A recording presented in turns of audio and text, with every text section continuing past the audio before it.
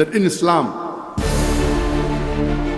ভারতীয় বংশোদ্ভূত বিশ্বনন্দিত ইসলামী বক্তা ডক্টর জাকির নায়েককে আপাতত বাংলাদেশে আসার অনুমতি দেওয়া হচ্ছে না।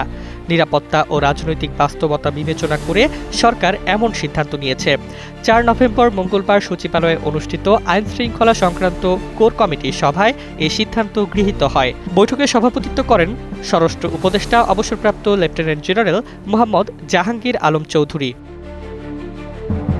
স্বরাষ্ট্র মন্ত্রণালয় সূত্রে জানা গেছে, একটি প্রতিষ্ঠান ২৮ ও ২৯ নভেম্বর ঢাকায় জাকির নায়েকের ধর্মীয় অনুষ্ঠান আয়োজনের পরিকল্পনা করেছিল। শুধু রাজধানী নয়, ঢাকার বাইরেও কয়েকটি স্থানে বক্তৃতার সূচি নির্ধারিত ছিল। তবে সভায় আশঙ্কা প্রকাশ করা হয় যে তার আগমন বিপুল জনসমাগম ঘটাতে পারে, যা নিয়ন্ত্রণে প্রচুর আইনশৃঙ্খলা বাহিনী মোতায়েনের প্রয়োজন হবে। নির্বাচনের সময় এমন মোতায়েন সম্ভব নয় বলেই আপাতত তার সফর স্থগিতের সিদ্ধান্ত হয়। ২০১৬ সালে ঢাকার গুলশানের হলি আর্টিজেনে জঙ্গি হামলার পর ভারত সরকার জাকির নায়েকের বিরুদ্ধে সন্ত্রাসী উস্কানি ও ঘৃণামূলক বক্তব্যের অভিযোগ তোলে।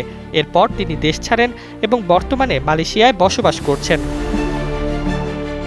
সম্প্রতি ভারত দাবি করে জাকির নায়েক বাংলাদেশে এলে তাকে ভারতের হাতে তুলে দেওয়া উচিত। এই বিষয়ে বাংলাদেশের পররাষ্ট্র মন্ত্রণালয় থেকে জানানো হয়েছে, কোনো দেশের অভিযুক্ত বা পলাতক ব্যক্তিকে আশ্রয় দেওয়ার নীতি বাংলাদেশের নয়। সরকারের সর্বশেষ অবস্থান স্পষ্ট, জাতীয় নির্বাচন ঘিরে সংবেদনশীল সময় পার করছে দেশ। তাই আপাতত নয়, নির্বাচনের পরই বিবেচনায় আসবে জাকির নায়েকের বাংলাদেশ সফর।